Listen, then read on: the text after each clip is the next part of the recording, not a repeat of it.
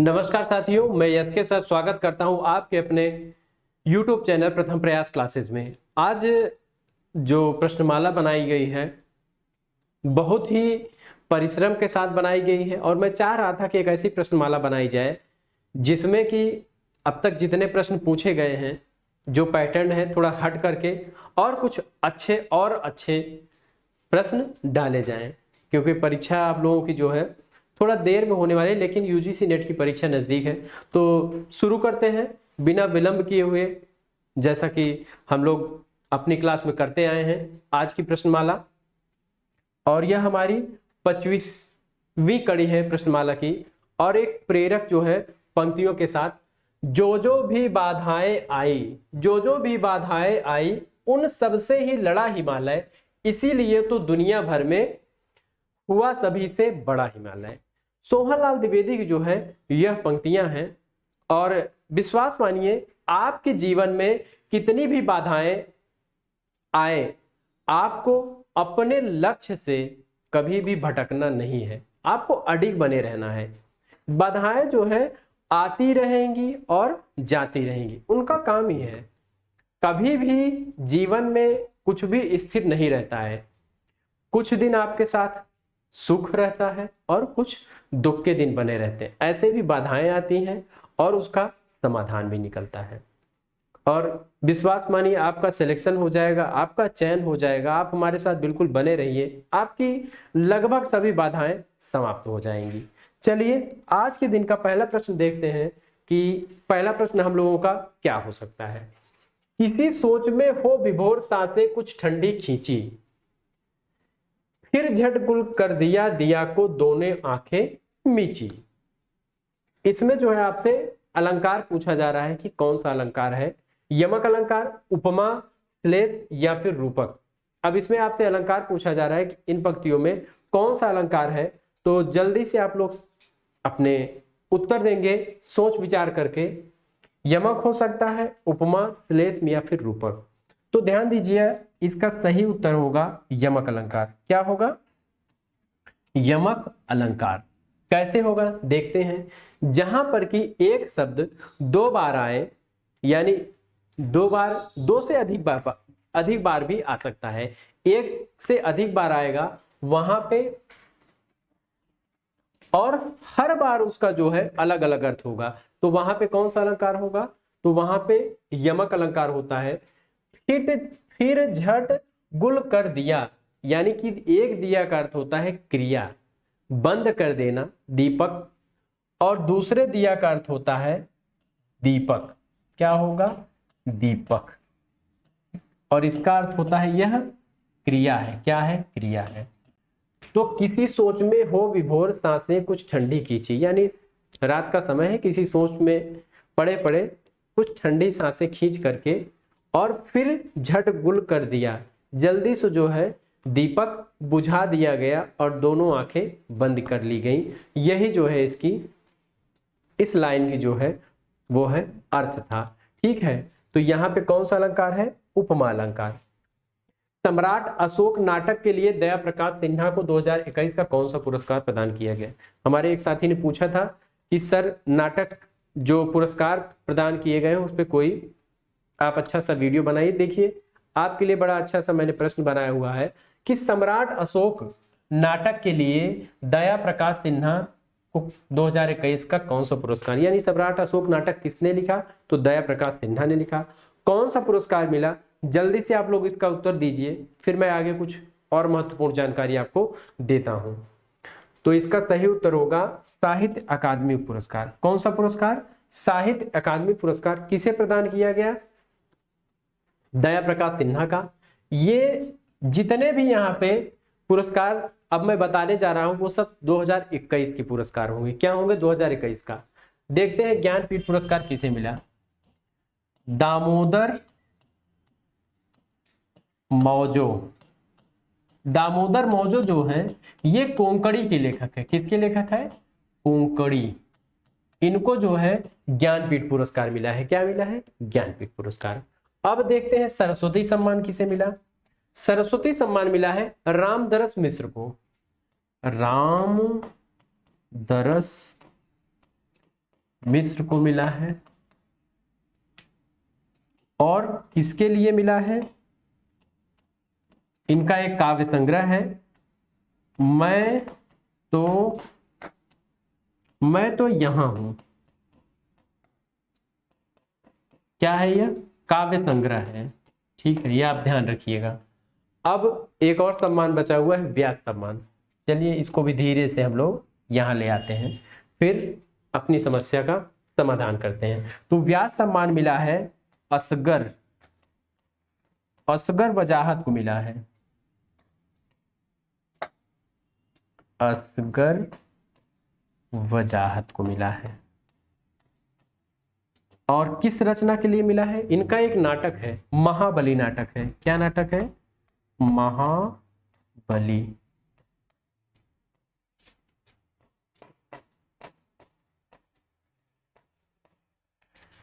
जो साहित्य के क्षेत्र में 2021 में पुरस्कार दिए गए, उनका विवरण यहाँ पे है। इसका आप लोग स्क्रीनशॉट करेंगे।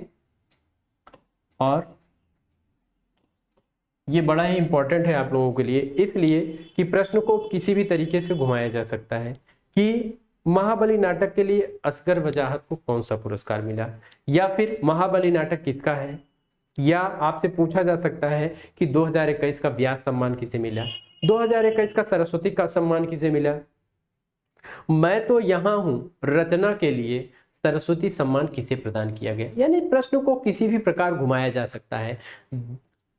दामोदर मौजो जो हैं कोंकणी लेखक हैं, लेकिन तत्काल में इनको जो है ज्ञानपीठ पुरस्कार मिला है, इसलिए बड़े ही महत्वपूर्ण हो जा रहे हैं। ऐसा नहीं कि हम हिंदी पढ़ रहे हैं तो यहाँ पे बिल्कुल पूछा जा सकता है। तो ये सारी बातें आप ध्यान रखेंगे और इसे नोट कर लेंगे।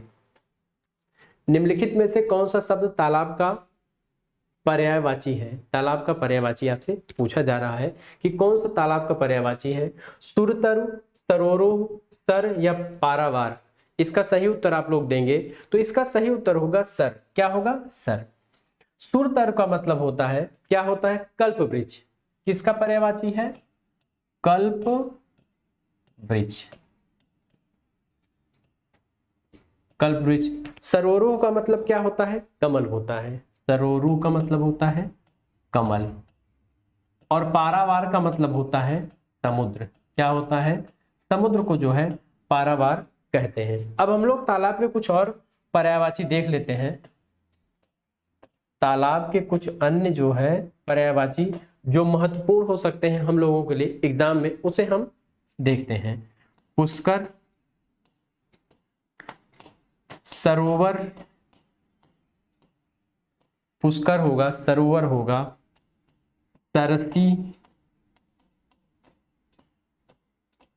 हृद। इसके अतिरिक्त क्या हो सकता है? पोखर होगा, पोखर, और कासार,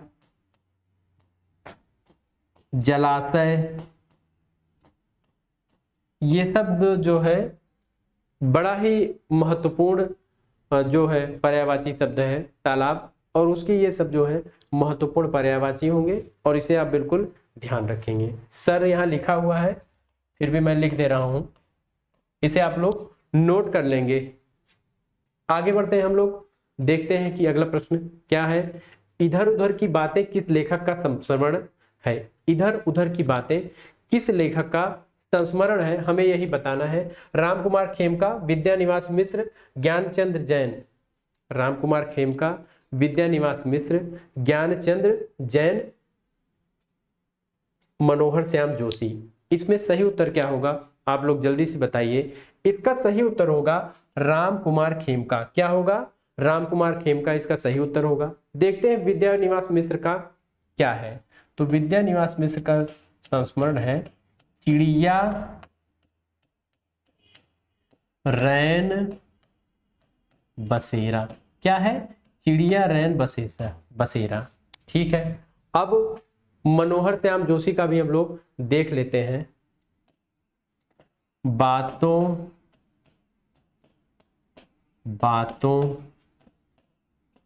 में, बातों में यह किसका है? मनोहर श्याम जोशी का है। ज्ञानचंद जैन का है, कथा शेष। तो ये सारी बातें आप लोगों के लिए इंपॉर्टेंट थी। चारों विकल्प जिसका महत्वपूर्ण होता है मैं उन विकल्पों को हल कर देता हूं ताकि आपके दिमाग में वो बात बैठ जाए। आगे बढ़ते हैं हम लोग। दोहा चौपाई में लिखित पदों को क्या कहते हैं? दोहा चौपाई में जो पद लिखे गए हैं उनको क्या कहते हैं? रमैनी कहते हैं, पद कहते हैं, बावनी कहते हैं या फिर साखी कहते हैं। इसका सही उत्तर आप लोग दीजिए कि इसका सही उत्तर क्या होगा। इसका सही उत्तर होगा रमैनी। यह आप लोग याद रखेंगे और यह मोस्ट इंपॉर्टेंट प्रश्न है। यह आज के दिन का सबसे महत्वपूर्ण प्रश्न हो सकता है। आगे बढ़ते हैं हम लोग। निम्नलिखित में से प्रसादोत्तर नाटक है, यानी प्रसाद युग के बाद जो नाटक लिखे गए उसके बारे में पूछा जा रहा है आपसे। तीसरा हाथी, बिन बाती के द्वीप, सेतुबंध या फिर उपर्युक्त सभी। इसका सही उत्तर क्या होगा? तो इसका सही उत्तर देखते हैं। तो इसका सही उत्तर होगा उपर्युक्त सभी। क्यों? क्योंकि बिन बाती के द्वीप 1980 में, और किसने लिखा है? तो शंकर शेष ने लिखा है, शंकर शेष।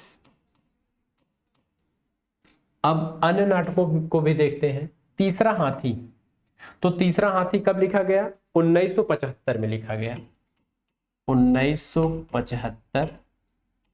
रमेश बच्ची।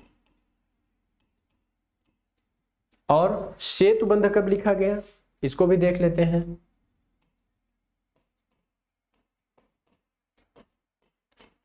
सुरेंद्र वर्मा। इससे सभी लोग परिचित होंगे। सुरेंद्र वर्मा का बड़ा ही प्रसिद्ध नाटक रहा है और ये सारी विधाएं क्या हैं? ये सारी रचनाएं नाटक हैं। आगे बढ़ते हैं हम लोग। डॉक्टर पीताम्बर दत्त बर्थवाल के अनुसार रामचंद्रिका है, यानी पीताम्बर दत्त बर्थवाल ने रामचंद्रिका को क्या कहा है? असाधारण महाकाव्य, फुटकर कवित्वों का संग्रह, छंदों का अजायब घर या फिर अलंकार मंजूषा। इसमें आपको सही उत्तर बताना है कि पीताम्बर दत्त बर्थवाल क्या कहते हैं। तो पीताम्बर दत्त बर्थवाल फुटकर कवित्वों का संग्रह मानते हैं। एक और शानदार प्रश्न की ओर बढ़ते हैं कि हिंदी कहानी को प्रारंभ में किस पत्रिका ने महत्व दिया? हिंदी कहानी को प्रारंभ में किस पत्रिका ने महत्व दिया? हंस, कवित, वचन सुधा, सरस्वती या फिर इंदु। इसमें सही उत्तर क्या होगा? तो इसका सही उत्तर होगा सरस्वती पत्रिका। ठीक है, सरस्वती पत्रिका इसका सही उत्तर होगा। लघुनय चक्र और दर्शन सार के लेखक हैं शालिभद्र सूरी, देवसेन, विजयसेन सूरी या फिर सोमप्रभु सूरी। इसमें सही उत्तर क्या होगा? जल्दी अपने उत्तर आप लोग बताएंगे। इसका सही उत्तर होगा देवसेन। क्या होगा इसका सही उत्तर? तो इसका सही उत्तर होगा देवसेन।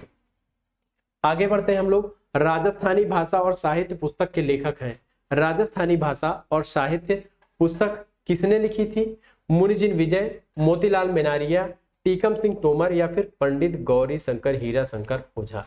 राजस्थानी भाषा और साहित्य, इस प्रश्न से लगभग सभी लोग परिचित होंगे। तो इसका सही उत्तर होगा मोतीलाल मेनारिया। क्या उत्तर होगा? मोतीलाल मेनारिया।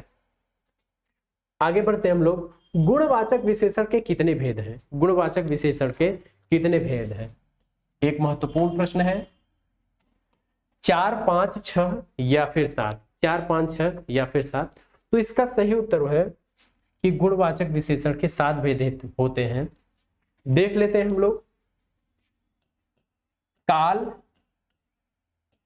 स्थान, काल, स्थान, आकार, आकार, रंग, दशा, गुण।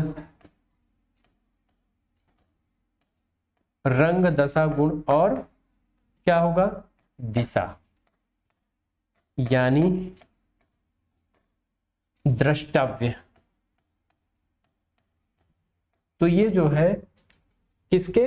गुणवाचक विशेषण के जो है 7 भेद माने गए हैं मुख्य रूप से। गीत संग्रह के रचनाकार हैं। गीत संग्रह के रचनाकार कौन है? सुरति मिश्र, रसनिधि, रसिक गोविंद या फिर श्रीपति? किसने गीत संग्रह लिखा है? इसका सही उत्तर होगा रसनिधि। क्या होगा? रसनिधि। आगे देखते हैं हम लोग एक और महत्वपूर्ण प्रश्न की ओर। अंगोछा तद्भव शब्द का तत्सम रूप निम्नलिखित में से क्या होगा? अंगरक्षक, अग्निष्ठिका, अंगप्रोछा या फिर अंगरखा? इसका सही उत्तर क्या होगा? जल्दी आप लोग सोच समझ के इसका उत्तर बताएंगे। इसका उत्तर होगा अंगप्रोछा। क्या होगा? अंगप्रोछा। निम्नलिखित में से कौन सा सुमेलित है? आपसे पूछा जा रहा है कि इसमें सुमेलित कौन है। ब कलम खुद, निर्मल वर्मा, मेरे राम का मुकुट भीग रहा है, कुबेरनाथ राय, आस्था के चरण, डॉक्टर नगेंद्र, विकलांग, श्रद्धा कतौर, नागार्जुन। तो इसका सही उत्तर आप लोग जल्दी से सोचकर बताइए कि इसका सही उत्तर क्या होगा। तो साथियों ध्यान दीजिएगा, इसका सही उत्तर होगा आस्था के चरण। यह डॉक्टर नगेंद्र का है। किसका है? डॉक्टर नगेंद्र का है। ब कलम खुद जो है यह निर्मल वर्मा का निबंध ना हो के नामवर सिंह का है। किसका? नामवर सिंह। ठीक है। और मेरे राम का मुकुट भीग रहा है किसका है? विद्या निवास मिश्र का है। यह किसका है? विद्या निवास मिश्र का है।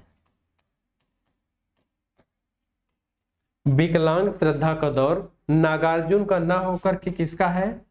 हरि शंकर परसाई। किसका है? हरिशंकर परसाई का। तो ये बातें आपको ध्यान रखने वाली थी। आगे बढ़ते हैं हम लोग।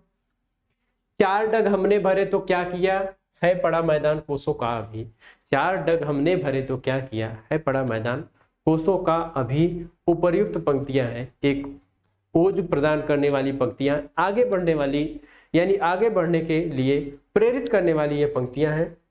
अयोध्या सिंह उपाध्याय, दिनकर रामनरेश त्रिपाठी या फिर श्रीधर पाठक? इसका सही उत्तर क्या होगा? आप लोग इसका सही उत्तर बताइए सोच समझ के कि इसका सही उत्तर क्या होगा। तो इसका सही उत्तर होगा अयोध्या सिंह उपाध्याय हरिऔध। क्या उत्तर सही होगा? अयोध्या सिंह उपाध्याय हरिऔध। नागरी प्रचारणी सभा की जब स्थापना हुई और गृह प्रवेश हो रहा था, उसी समय यह लाइनें जो हैं, यह कविता की लाइनें किसके द्वारा कही गई थी? अयोध्या सिंह उपाध्याय हरिऔध। कि चार डग हमने भरे तो क्या किया, अभी हमने शुरुआत किया है, अभी हमने कुछ नहीं किया हुआ है पड़ा मैदान कोसों का भी, यानी अभी बहुत दूर तक जाना है। ये जो छोटे छोटे प्रसंग मैं कभी कभी बताता हूं, यह इसलिए बताता हूं ताकि वह बात, वह कविता, वह लेखक आपके मन पटल पर स्थित हो जाए, कभी दोबारा न भूले। किस एकांकीकार ने अतीत के गौरव को प्रस्तुत करते हुए राष्ट्रीयता और देश प्रेम की भावना जगाने का प्रयास किया? राम कुमार वर्मा, जगदीश चंद्र माथुर, भुवनेश्वर या फिर लक्ष्मी नारायण लाल? आपका सही उत्तर क्या होगा?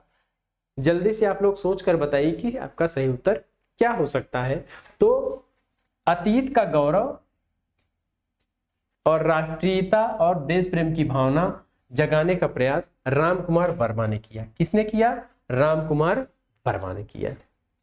आगे बढ़ते हैं हम लोग। जिसको भूमि के अंदर की जानकारी हो, जिसको भूमि के अंदर की जानकारी हो, उसके लिए सही शब्द का चयन करिए। भूधर, गर्भवेत्ता, भूगर्भवेत्ता, पुराविद या फिर पार्थिव? भूधर, भूगर्भवेत्ता, पुराविद या फिर पार्थिव? इसका सही उत्तर क्या हो सकता है? तो साथियों इसका सही उत्तर होगा भूगर्भवेत्ता, जो भूमि के अंदर की जानकारी रखता हो। ठीक है, आगे बढ़ते हैं। राम और सीता के विवाह के अवसर पर एक बड़ा ही महत्वपूर्ण प्रश्न है कि राम और सीता के विवाह के अवसर पर किस कवि ने मिथिला की स्त्रियों से गारी गीत गवाया? आप लोग जानते हैं कि विवाह के अवसर पर गारी गीत गाया जाता है गांव में। तुलसीदास, स्वामी अग्रदास, केशवदास या फिर प्राणचंद चौहान? तो इसका सही उत्तर होगा केशवदास। और यह किसमें संकलित है? तो रामचंद्रिका में है। राम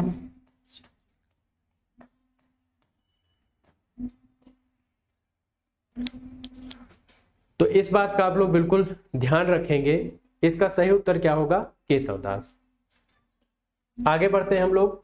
अधोलिखित में से शुद्ध वर्तनी वाला शब्द है। शुद्ध वर्तनी वाला शब्द कौन सा है? आपको ये चुनना है शुद्ध वर्तनी। रचयिता, अनुग्रहित, आहार या फिर सृष्टा। इसका सही उत्तर क्या हो सकता है? आपको शुद्ध वर्तनी, तो शुद्ध वर्तनी रचयिता होगी। अनुग्रहित में क्या गलती है? अनुगृहित होता है। क्या होता है? अनुगृहित। सृष्टा नहीं होता, यह होगा सृष्टा होता है। क्या होता है? सृष्टा। आहार नहीं होता, आहार होता है। आहार। ठीक है साथियों, आगे बढ़ते हैं हम लोग। सेठ बांकेमल किसकी रचना है? आपसे पूछा जा रहा है कि सेठ बांकेमल किसकी रचना है? पांडे बेचन शर्मा उग्र, यशपाल, अमृतलाल नागर या फिर भगवती चरण वर्मा। इसमें सही उत्तर क्या होगा? तो इसका सही उत्तर होगा अमृतलाल नागर। सेठ बांकेमल किसकी रचना है? तो अमृतलाल नागर की है। यह उपन्यास है। क्या है? उपन्यास। विधा को भी थोड़ा थोड़ा हम लोग ध्यान देते रहेंगे। इससे क्या होता है कि आपको अन्य बातें भी दिमाग में आने लगती हैं। मानस का हंस किसका है? तो अमृतलाल नागर का है। नाचे बहुत गोपाल किसका है? अमृतलाल नागर का है। ठीक है। दुख सबको मांझता है प्रसिद्ध पंक्ति है। दुख सबको मांझता है, किसकी प्रसिद्ध पंक्ति है? मुक्तिबोध, अज्ञेय, सर्वेश्वर सक्सेना, धनवीर भारती। इसका सही उत्तर क्या होगा? तो इसका सही उत्तर आप लोग बताइए। इसका सही उत्तर होगा मुक्तिबोध। दुख शब्द को सबको मांझता है, किसका है? मुक्तिबोध का है। आगे बढ़ते हैं हम लोग। विधा की दृष्टि से अस्ति और भवति कृत क्या है? अस्ति और भवति विधा की दृष्टि से क्या है? आपको यही बताना है। तो आत्मकथा, पत्र साहित्य, उपन्यास या फिर निबंध। इसमें सही उत्तर क्या होगा? जल्दी से आप लोग सोचकर बताइए कि अस्ति और भवत। तो अस्ति और भवत जो है वह आत्मकथा है। क्या है? आत्मकथा है। और किसकी है? डॉक्टर विश्वनाथ प्रसाद तिवारी। डॉक्टर विश्वनाथ प्रसाद तिवारी की जो है यह क्या है? आत्मकथा है। आगे बढ़ते हैं हम लोग। आधुनिक काल में पद्य के साथ किसका विकास हुआ? एक इजी सा क्वेश्चन, सरल सा क्वेश्चन कि पद्य के साथ किसका विकास हुआ? पद्य का विकास तो पहले हो ही चुका था। गद्य, तकनीकी, समीक्षा या फिर संचार। तो इसका सही उत्तर क्या होगा? तो इसका सही उत्तर होगा गद्य के साथ किसका विकास हुआ? तो गद्य के साथ, सॉरी, पद्य के साथ किसका विकास हुआ? तो पद्य के साथ गद्य का विकास हुआ। निम्नलिखित में से कौन सा निबंध अध्यापक पूर्ण सिंह का नहीं है? अध्यापक पूर्ण सिंह का नहीं है। जैसा कि आपको हर बार क्लास में जब भी प्रश्न आता है बता चुका हूं कि अध्यापक पूर्ण सिंह ने कुल 6 निबंध लिखे थे। कछुआ धर्म, मजदूरी और प्रेम, सच्ची वीरता और कन्यादान। तो आप लोग जल्दी से इसका सही उत्तर दीजिए। इसका सही उत्तर क्या होगा? तो इसका सही उत्तर होगा कछुआ धर्म। यह किसका है? चंद्रधर शर्मा गुलेरी का है। चंद्रधर शर्मा गुलेरी।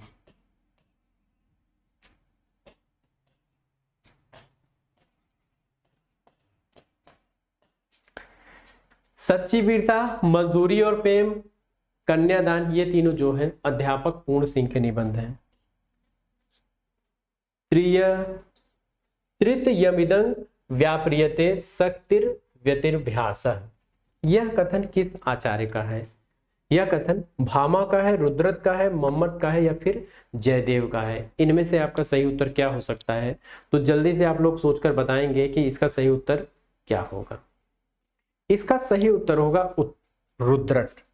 यह किसका कथन है? रुद्रट का है। उनके अनुसार उत्कृष्ट काव्य के निर्माण के लिए, इसका अर्थ होता है कि उत्कृष्ट काव्य के निर्माण के लिए सख्त निपुणता और अभ्यास तीनों के योग की आवश्यकता होती है।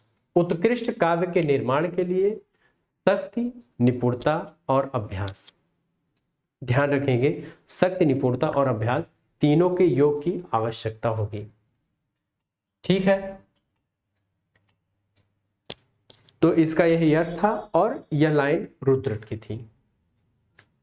निम्नलिखित में से कौन सा वाक्य व्याकरण की दृष्टि से अशुद्ध है? अब व्याकरण की दृष्टि से अशुद्ध, शुद्ध अशुद्ध आपको वाक्य छोटे छोटे दे के पूछे जा सकते हैं कि कौन सा शुद्ध है कौन सा अशुद्ध। अब आपसे अशुद्ध पूछा जा रहा है।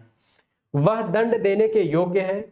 4 विद्यार्थी नकल करते हुए पकड़े गए। मैंने यह पुस्तक पढ़ी है। उन्हें अभी अभी खाना खाया है। चलिए जल्दी से आप लोग बताइए, ध्यान देंगे तो सही उत्तर आपको मिल जाएगा। इसका सही उत्तर है वह दंड देने के योग्य है। योग्य नहीं होना चाहिए, योग्य तो अच्छे कर्म के लिए होता है। यहां क्या है, दंड दिया जा रहा है, वह दंड देने के पात्र है, वह दंड का पात्र है। इस तरीके से इसका वाक्य बनेगा। वह रस उदाहरण जो रीति काल में लिखे गए जितने की संपूर्ण साहित्य में नहीं लिखे गए, यानी कि रीत काल की जो रचनाएं थी किस रस में थी, यही आपसे पूछा जा रहा है। वीर रस, रौद्र रस, करुण रस या फिर श्रृंगार रस। आपका सही उत्तर क्या होगा? इसका सही उत्तर आप लोग बताइए। इसका सही उत्तर होगा श्रृंगार रस। क्या होगा? श्रृंगार रस। आगे बढ़ते हैं एक महत्वपूर्ण प्रश्न की ओर। मेरे चपल यौवन बाल, अचल अंचल में पड़ा सो मचल कर मत्साल। ये काव्य पंक्तियां निम्नलिखित में से किसके द्वारा रचित हैं? आपको रचयिता का नाम पूछा जा रहा है। महादेवी वर्मा, मैथिली शरण गुप्त, सुमित्रा नंदन पंत या फिर जयशंकर प्रसाद। इसमें कौन सा आपका सही उत्तर होगा? यह एक महत्वपूर्ण प्रश्न है और इसका सही उत्तर होगा मैथिली शरण गुप्त। किस रचना से? साकेत से। ठीक है, आगे बढ़ते हैं। हिंदी में किनको मनोविश्लेषणवादी लेखक त्रय के रूप में प्रसिद्धि प्राप्त है? यहां देखिए त्रय लिखा है, तो जब भी छोटी छोटी चीजें आप ध्यान देंगे तो अपना प्रश्न गलत नहीं करेंगे।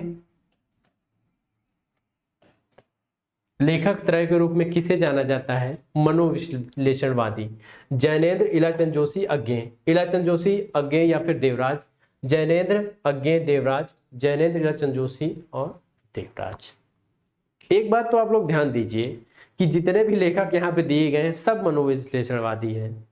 क्या है? सभी लोग मनोविश्लेषणवादी हैं। लेकिन जो त्रय माने जाते हैं, जो टॉप के 3 हैं, उनका नाम आपसे पूछा जा रहा है। तो इसका सही उत्तर होगा जैनेन्द्र, इलाचंद जोशी और अज्ञेय। क्या होगा इसका सही उत्तर? जैनेन्द्र, इलाचंद जोशी और अज्ञेय। आगे बढ़ते हैं हम लोग। को सेध सानी, को भरदृक पानी रही, को भूम भूम परी, भूमि मुरझानी रही। इसमें आपसे पूछा जा रहा है कि कौन सा रस है। जल्दी से आप लोग ध्यान दीजिए। करुण रस, श्रृंगार रस, शांत रस या फिर वात्सल्य रस। तो इसका सही उत्तर होगा श्रृंगार रस। और इसमें भी कौन सा श्रृंगार है? वियोग श्रृंगार। वियोग श्रृंगार।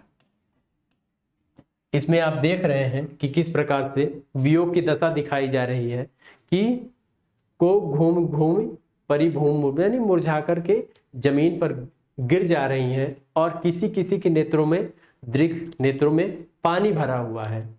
ठीक है, आगे बढ़ते हैं हम लोग। निम्नलिखित में से भारतेंदु हरिश्चंद्र का कौन सा नाटक क्षेमेश्वर कृत चंड कौशिक के आधार पर लिखा गया है?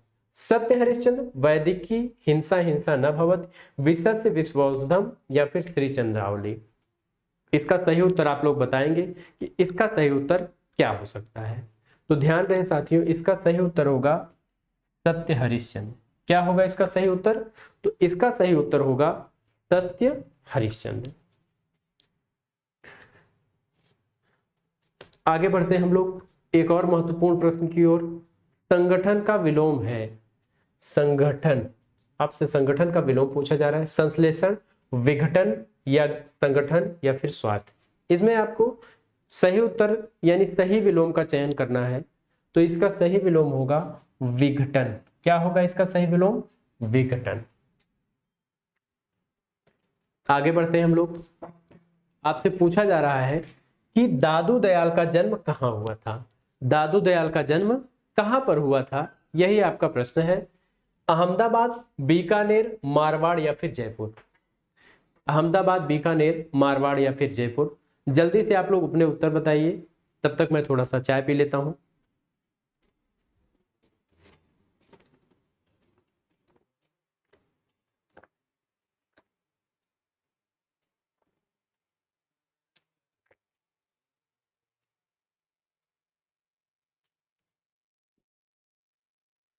चलिए साथियों, आगे बढ़ने के लिए, चलते रहने के लिए कुछ एनर्जी की आवश्यकता होती है।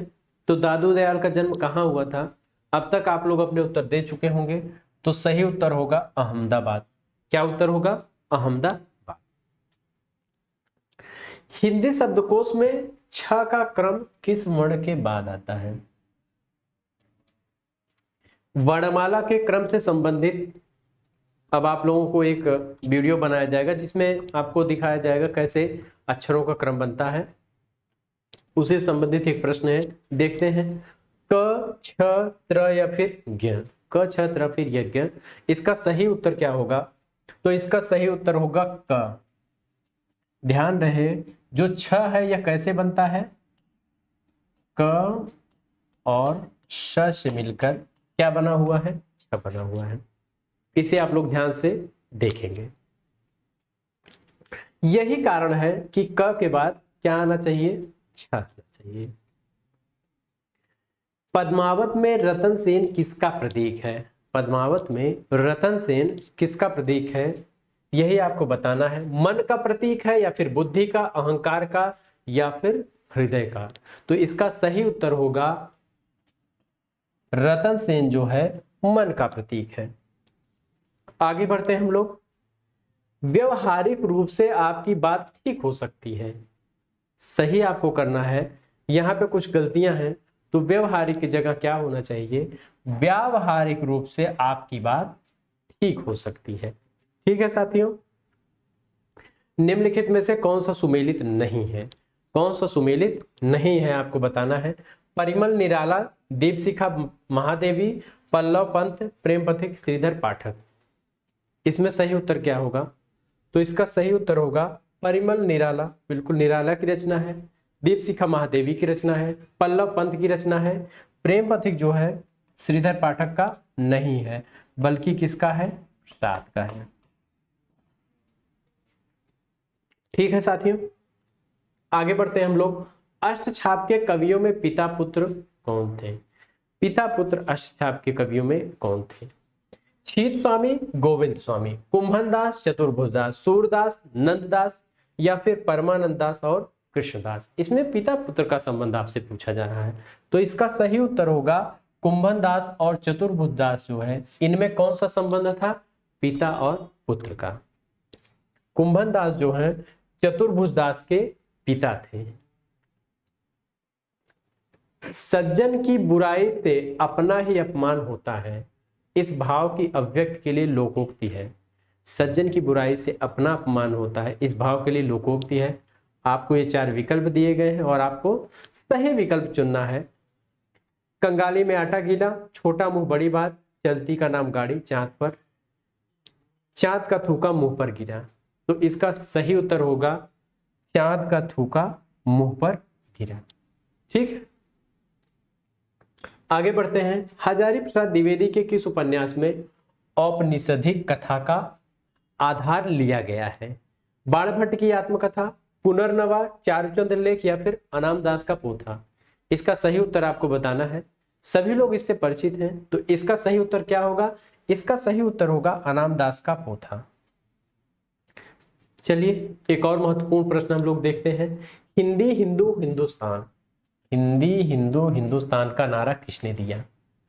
पहले इसको महत्वपूर्ण कर लेते हैं, इंपॉर्टेंट कर लेते हैं। माधव प्रसाद मिश्र, सरदार पूर्ण सिंह, प्रताप नारायण मिश्र या फिर बाल मुकुंद गुप्त? जल्दी से आप लोग इसका उत्तर दीजिए कि इसका सही उत्तर क्या हो सकता है। तो इसका सही उत्तर होगा प्रताप नारायण मिश्र। क्या होगा इसका सही उत्तर? प्रताप नारायण मिश्र। इनमें से कौन सी कृति आत्मकथा विधा में है? आत्मकथा विधा में। देखिए प्रश्न कैसे बनाया गया है। चार रचनाओं का नाम दिया गया है और पूछा जा रहा है आत्मकथा। कलम का सिपाही, क्या भूलों के याद करूं, अतीत के चलचित्र, जहाज का पंछी। तो क्या भूलूं क्या याद करूं, यही आपका उत्तर है। हरिवंश राय बच्चन की आत्मकथा है। हरिवंश राय बच्चन की क्या है, आत्मकथा है। ठीक है। कलम का सिपाही अमृत राय ने लिखा है और प्रेमचंद की जीवनी है। अतीत के चलचित्र, यह किसका है, तो अतीत के चलचित्र जो है महादेवी वर्मा का है। और यह क्या है, संस्मरण विधा रेखा चित्र है। अतीत के चलचित्र क्या है, रेखा चित्र है। किसका है, महादेवी वर्मा का। जहाज का पंछी इलाचंद जोशी ने उपन्यास लिखा है। किसने, इलाचंद जोशी का जो है यह उपन्यास है। निम्न कहानीकारों में किसकी कुछ कहानियां इंस्टॉलमेंट में संग्रहित है। कहने का मतलब कि इंस्टॉलमेंट जो है यह कहानी संग्रह है, इसमें किसकी कहानियां संग्रहित है, ये आपको यही प्रश्न का उत्तर देना है। निराला, भगवती चरण वर्मा, भगवती प्रसाद वाजपेयी या फिर पंत। इसमें सही उत्तर क्या है, जल्दी आप लोग सोचकर बताइए कि इंस्टॉलमेंट में किसकी कहानी। ऐसे भी पूछा जा सकता था यह प्रश्न कि इंस्टॉलमेंट किसका कहानी संग्रह है, तो इसका सही उत्तर होगा भगवती चरण वर्मा। क्या होगा इसका सही उत्तर, भगवती चरण वर्मा। जिस शास्त्र में शब्दों के शुद्ध रूप और प्रयोग के नियमों का निरूपण होता है, जिस शास्त्र में शब्दों के शुद्ध रूप और प्रयोग के नियमों का निरूपण होता है उसे क्या कहते हैं। पिंगल शास्त्र, भाषा शास्त्र, व्याकरण, उपयुक्त में से कोई नहीं, उपर्युक्त में से कोई नहीं। चलिए जल्दी से आप लोग सोचकर बताइए कि इसका उत्तर क्या हो सकता है, तो इसका उत्तर होगा व्याकरण। आपकी भाषा को शुद्ध करने के लिए, ठीक करने के लिए ही व्याकरण के जो है वह नियम बनाए गए हैं। काव्य संसार के प्रति कवि का भाव प्रधान मानसिक प्रतिक्रियाओं की कल्पना की ढांचे में ढली हुई श्रेय की प्रेम रूपा प्रभावोत्पादक अभिव्यक्ति है। बड़ी लंबी पंक्ति है, बड़ी लंबी जो है लाइनें हैं। काव्य की यह परिभाषा देने वाले विद्वान है, यानी काव्य की यह परिभाषा किसने दी है आपको यही बताना है। तो इसका सही उत्तर होगा बाबू गुलाब राय। क्या होगा, बाबू गुलाब राय। इसको आप लोग 2-3 बार पढ़ेंगे तो यह बिल्कुल समझ में आ जाएगी कि इसका क्या भाव है। एक और महत्वपूर्ण प्रश्न देखते हैं। वर्ण क्रमानुसार लिखा गया हिंदी साहित्य के इतिहास का पहला ग्रंथ वर्ण क्रम के अनुसार। देखते हैं 252 वैष्णव की वार्ता, इस्तवार दी ला लिटरेचर हिंदुस्तानी, 84 वैष्णव की वार्ता या फिर कविमाला। इसमें सही उत्तर क्या होगा, तो इसका सही उत्तर होगा इस्तवार दी ला लिटरेचर हिंदुस्तानी। किसने लिखा, गारसा दी तासी, गारसा द तासी। ठीक है, गारसा दतासी या फिर गारसा दितासी, बात एक ही है। ठीक है साथियों, तो इन्होंने वर्णानुक्रम का पालन किया था इस ग्रंथ में। निम्नलिखित में से एक कृति भास द्वारा रचित नहीं है, यानी आपसे पूछा जा रहा है कि भास द्वारा रचित कृति नहीं है। प्रतिमा नाटकम, स्वप्न वासव दत्तम, प्रतिज्ञा योग धराणम। अब इसमें आपको बताना है कि इसका सही उत्तर क्या होगा, तो इसका सही उत्तर जल्दी से आप लोग बताइएगा। इसका सही उत्तर होगा महाभास। महाभास इन्होंने नहीं लिखा, बाकी तीनों ग्रंथों का इन्होंने प्रणयन किया था। महाभास किसने लिखा, पतंजलि ने लिखा है। पतंजलि ने क्या लिखा, महाभास लिखा। आगे बढ़ते हैं हम लोग एक और प्रश्न की ओर। गोस्वामी तुलसीदास ने रामचरितमानस की रचना किस संवत में की थी। आपसे पूछा जा रहा है कि तुलसीदास ने रामचरित की रचना किस संवत में की थी। संवत 1631, संवत 1637 या संवत 1649, इनमें से कोई नहीं। इसका सही उत्तर सोचकर बताइए। तो इसका सही उत्तर होगा संवत 1631। क्या उत्तर होगा, संवत 1631। देखते हैं अगला प्रश्न। भानुआगमन का सही संधि विच्छेद। भान आगमन, भानु प्लस आगमन, भानु प्लस आगमन, भान प्लस आगमन। तो इसका सही संधि विच्छेद होगा भानु प्लस आगमन, यानी भानु आगमन का मतलब होता है सूर्य का उदित होना। ठीक है, आगे बढ़ते हैं हम लोग। जैनेन्द्र कुमार के उपन्यासों का सही अनुक्रम कौन सा है। जैनेन्द्र कुमार के उपन्यासों का सही अनुक्रम कौन सा है, तो इसका सही उत्तर होगा जैनेन्द्र कुमार के उपन्यासों का सही अनुक्रम। क्या होगा, जैनेन्द्र कुमार के उपन्यासों का सही अनुक्रम होगा जैनेन्द्र कुमार के उपन्यासों का सही अनुक्रम। आगे बढ़ते हैं हम लोग। जैनेन्द्र कुमार के जो उपन्यास हैं उनका आपसे क्रम पूछा जा रहा है, तो आप लोग सही क्रम बताइए कि उसका सही क्रम क्या होगा। दिए गए विकल्पों में सबसे सटीक क्रम जो है सुनीता, त्यागपत्र, कल्याणी और सुखदा। सुनीता, त्यागपत्र, कल्याणी और सुखदा, यही क्रम बन रहा है। आत्मन शब्द के चतुर्थी बहुवचन का रूप है। आत्मन शब्द के चतुर्थी बहुवचन का रूप क्या होगा? आत्मनः, आत्मभ्यः, आत्मने, आत्मनि। सही विकल्प आप लोग बताइए कि इसका सही उत्तर क्या हो सकता है। तो इसका सही उत्तर होगा आत्मभ्यः। क्या होगा? आत्मभ्यः इसका सही उत्तर होगा। आगे बढ़ते हैं हम लोग एक और महत्वपूर्ण प्रश्न की ओर। प्रयोगवाद के बाद हिंदी कविता की जो नवीन धारा विकसित हुई उसे क्या कहा गया? यानी प्रयोगवाद के बाद जो कविता की एक नई धारा आई उसे क्या कहा गया? नई कविता, प्राचीन काव्य, अकविता या फिर तार सप्तक। तो ध्यान रखिएगा, जो प्रयोगवाद के बाद नई कविता का समय आता है, किसका समय आता है? नई कविता का। ठीक है साथियों, आगे बढ़ते हैं। हिंदी में सानेट का प्रयोग सर्वप्रथम किसने किया? सबसे पहले सानेट का प्रयोग किसने किया? यानी आपसे पूछा जाता है कि सानेट के लिए कौन जाने जाते हैं? शिवमंगल सिंह सुमन, त्रिलोचन शास्त्री, शमशेर बहादुर सिंह या फिर केदारनाथ अग्रवाल। तो इसका सही उत्तर होगा त्रिलोचन शास्त्री। क्या उत्तर होगा इसका सही? त्रिलोचन शास्त्री। आगे बढ़ते हैं, देखते हैं। नमः, स्वस्ति, स्वाहा, स्वधा के योग में प्रयुक्त होती है, मतलब क्या प्रयुक्त होता है? द्वितीया, चतुर्थी विभक्ति, तृतीया विभक्ति, पंचमी विभक्ति। तो इसका सही उत्तर क्या होगा? तो इसका सही उत्तर होगा चतुर्थी विभक्ति। क्या होगा? चतुर्थी विभक्ति इसका सही उत्तर होगा। अंधेर है दस्यु, एक कथन दिया गया है, अंधेर है दस्यु फिर भी मैं तुमसे प्रेम करती हूं। यह पंक्ति प्रसाद की किस कहानी से है? यानी किस कहानी में यह पंक्ति है?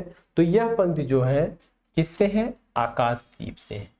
यह पंक्ति किससे ली गई है? आकाशदीप से यह पंक्ति ली गई है। आज के दिन का हम लोगों का 56वां प्रश्न है, यानी प्रश्न संख्या 56 है। निम्नलिखित में से क्या हिंदी साहित्य इतिहास लेखन का आधार नहीं हो सकता? इनमें से क्या है जो हिंदी का इतिहास लिखने का आधार नहीं हो सकता है? यही आपसे पूछा जा रहा है। विभिन्न युगों को आंतरिक और बाह्य परिस्थितियों पर प्रकाश डालने वाली सामग्री, यानी जो भी बीते हुए युग हैं उस पे जो सामग्रियां मिलती हैं प्रकाश डालना, यानी उनके बारे में जानने की। रचनाओं का मौखिक उल्लेख, शिलालेख, साहित्यकारों की प्रकाशित या अप्रकाशित रचनाएं। तो ध्यान रखिएगा, इसका सही उत्तर होगा रचनाओं का मौलिक उल्लेख। जो रचनाएं उनका मौलिक उल्लेख, यह जो है लेखन का आधार नहीं हो सकती हैं। ठीक है। प्रारभ्यते न खलु विघ्न भयेन नीचे है। अब आपसे पूछा जा रहा है कि इसमें कर्ता कौन है? कर्ता कौन है? तो ध्यान रखिएगा, इसका अर्थ क्या होता है, पहले अगर अर्थ आप जान जाएंगे तभी उत्तर दे पाएंगे। तो इसका अर्थ होता है नीच या दुष्ट व्यक्ति जो होता है, नीच या दुष्ट पुरुष विघ्न के डर से, बाधा के डर से जो है कार्य को प्रारंभ नहीं करता। यहां देखिए ये शब्द, इसी को पकड़ना था हमें। तो इसमें कर्ता कौन है? नीचय है। तो इसका पहले हम लोग अगर अनुवाद जान जाएंगे कि नीच या दुष्ट व्यक्ति क्या करता है? बाधा के डर से कार्य को प्रारंभ नहीं करता है, यही इसका अर्थ है। ठीक, आगे बढ़ते हैं हम लोग, देखते हैं अगला प्रश्न। कुंदन को रस फीको लगे, झलके अति अंगन चार बुराई। यह पंक्ति किस कवि की है? यह पंक्तियां आपको बतानी थी कि यह पंक्तियां किसकी हैं। भूषण की, बिहारी की, देव की या फिर मतिराम की। इसका आपको सही उत्तर बताना है कि इसका सही उत्तर क्या है। जल्दी से आप लोग इसका उत्तर बताइए, फिर मैं उत्तर बड़ा ही फेमस यह पंक्ति रही है। इसका सही उत्तर होगा मतिराम। आगे बढ़ते हैं हम लोग। प्रश्न है, कविता की तीसरी आंख के रचनाकार कौन है? कविता की तीसरी आंख के रचनाकार कौन है? शेरजंग गर्ग, मृदुला गर्ग, प्रभाकर श्रोत्री या फिर इनमें से कोई नहीं? तो इसका सही उत्तर होगा प्रभाकर श्रोत्री। क्या होगा? प्रभाकर श्रोत्री। चलिए साथियों, आज के दिन का हम लोग अंतिम प्रश्न देखते हैं कि हम लोगों के पास अंतिम प्रश्न क्या है। नी धड़क में कौन सा समास है? आपसे समास पूछा जा रहा है कि नी धड़क में कौन सा समास है? तत्पुरुष, अव्ययी भाव, द्वंद्व या फिर द्विगु? इसका सही उत्तर आप लोग दीजिए कि इसका सही उत्तर क्या हो सकता है। इसका सही उत्तर होगा अव्ययी भाव। नी धड़क में कौन सा समास है? तो इसमें अव्ययी भाव समास बिल्कुल सही होगा। साथियों, आज हम लोगों की श्रृंखला की जो है 25 कड़ी पूरी हुई। इसके लिए आप सभी लोग बधाई के पात्र हैं, क्योंकि आपके सहयोग के बिना यह संभव नहीं था। आप लोगों का इतना सहयोग रहा है, इतना स्नेह मिला है, और एक एक प्रश्न को बारीकी से बनाया जाता है, जैसा कि आप लोग जानते हैं। और इससे पहले की क्लास में मैंने आप लोगों से कहा था कि आप लोगों की जो समस्याएं हैं, जिनका उत्तर आप परीक्षा समीप आने पर चाहते हैं, उन समस्याओं को अभी हम लोग सुलझा लिया जाए तो ज़्यादा अच्छा है। यानी हम लोगों द्वारा अभी अपनी सारी समस्याओं को सुलझा लिया जाएगा, तो जब परीक्षा आएगी तो उस समय हमें केवल बैठकर तैयारी करनी रहेगी। इसका असर भी हुआ और काफ़ी साथियों ने अपनी अपनी समस्याओं को हमारे साथ शेयर किया है, बांटा है, कमेंट किया हुआ है, और हमने लगभग सारे कमेंट्स को देखा है। आप विश्वास मानिए साथियों, अगले कुछ दिनों में, कुछ हफ्तों में आप सबकी समस्या छोटे छोटे वीडियो बना के या फिर प्रश्नों के माध्यम से हल कर लिए जाएंगे, और आप लोग लगातार ऐसे ही प्रश्नमाला को देखते रहें। तो इसी के साथ जो है हम अपनी क्लास को समाप्त करते हैं। आप लोगों को प्रश्नमाला की यह कड़ी पसंद आ रही है, आप लोग वीडियो को शेयर करें अधिक से अधिक साथियों के पास, और लाइक जरूर कर दीजिए। धन्यवाद साथियों। प्रथम प्रयास क्लास की ओर से आपके भविष्य के लिए ढेर सारी शुभकामनाएं। कल मिलते हैं प्रश्नमाला की एक और कड़ी में। धन्यवाद साथियों।